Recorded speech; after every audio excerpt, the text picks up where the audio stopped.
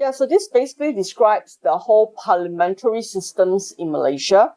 Okay, and then, like I say, federal and legislative powers. Okay, what are the laws that they can make? There is some that is purely federal, there are some that are purely state, and there are some that are parliament and state concurrently. Okay, and I think these lists are all stated here.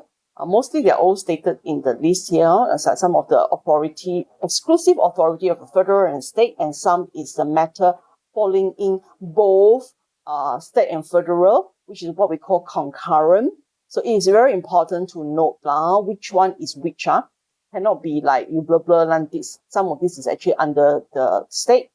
Customary law, all these are mostly like personal law of Muslims, Sharia courts, these are all under the state. So that's why Kelantan have their own, Terengganu have their own, Sarawak also have their own, and we have our own customary laws and all that.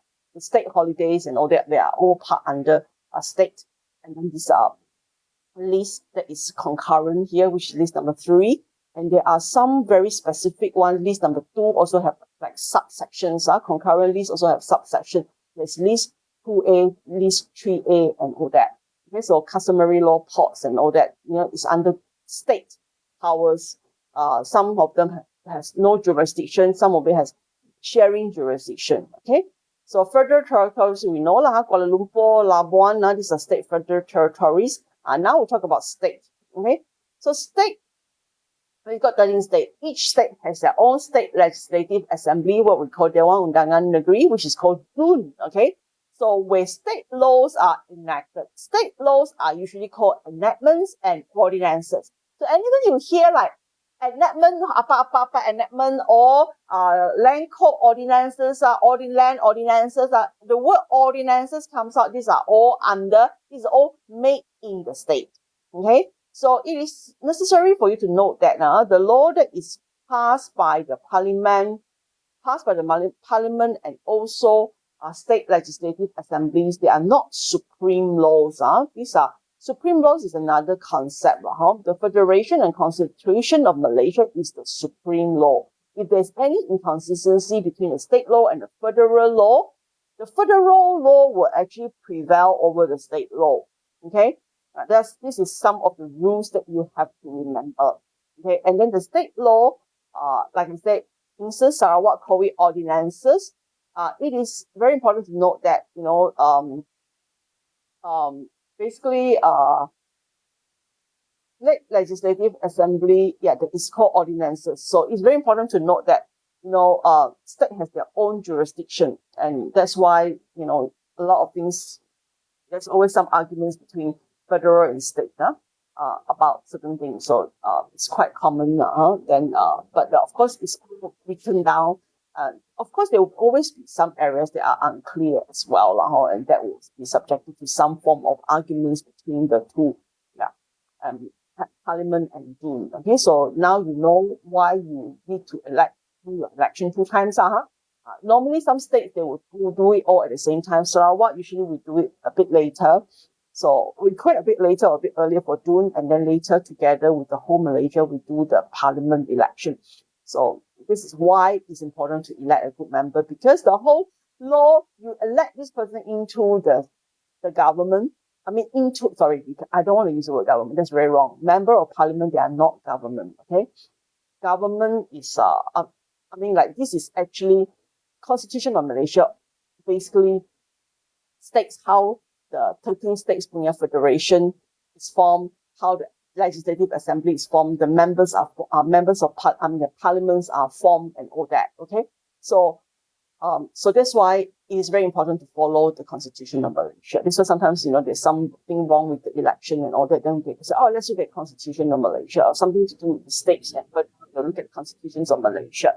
So supreme law is Constitution of Malaysia, and then you have the federal law, then you've got the state law. Okay, so the issues here is basically we need to elect this representative carefully, because they are there to represent you, to make the law that you will be using, all the time in your day-to-day life. If you have a very silly law that is being passed, then your life will be affected in a way. Yeah.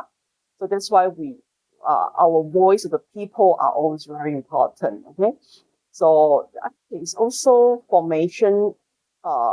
It's also formation of oh no, state one.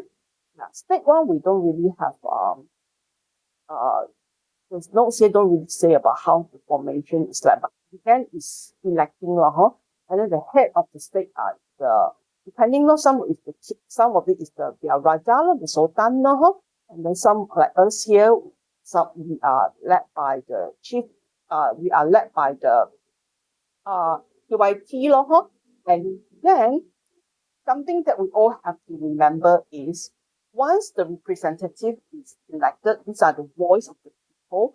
These are different from formation of the government.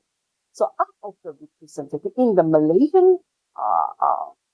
Malaysian parliamentary systems and different systems, the government systems, formation of governments, usually from the elected people, the party that are winning, they will be forming the government. So they have a 2/3 seat.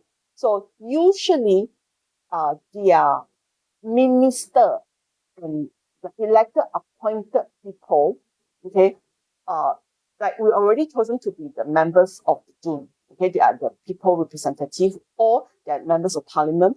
And then when the 2/3 of them win the election, this is Malaysian systems, when the 2/3 of them wins the Malaysian election, then they have the right to form the government.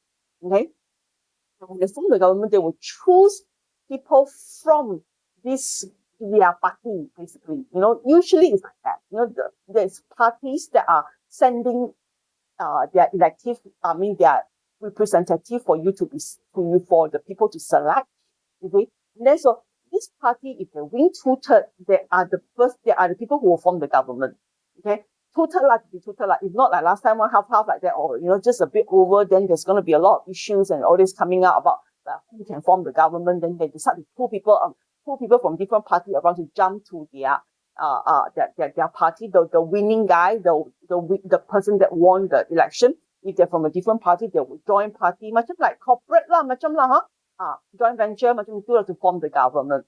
So basically, government, they are not, it's very difficult to say that they are not, because they are still the same people, you see, do the government. So they becomes the minister, the assistant ministers in order to run the country. You faham tak? So that's why we say that we elect people for the purpose to form the law.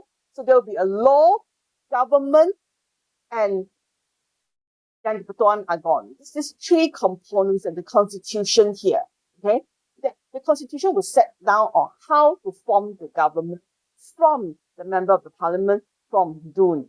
Okay? So we need to talk about we need to talk about constitutions of Malaysia next, for you to understand this a little bit better.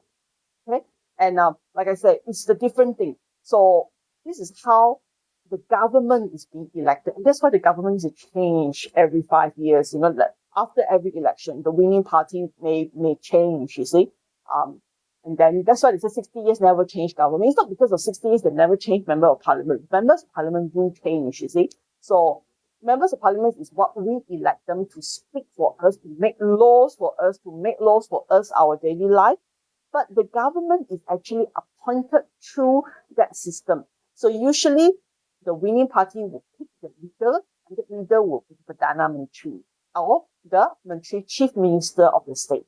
And from there, they will elect the people from their party, also being elected through the winning people in the Dun, or the winning people in the Dun or the parliament, which I think is a little wrong. It does not mean that the people that are in the parliament but they're not in your party are useless or they're not good. Like when you run the government, it should be you can select from the whole parliament, not just from your party, so that you make full use of all the talents that people has already elected into the parliament. Okay, so I think our systems, yes, it's a little bit weird in that sense, but it is following the systems in the UK. But US will have a completely different system. Theirs is a very different system. Okay, so basically the world is run by either the US style or the UK style.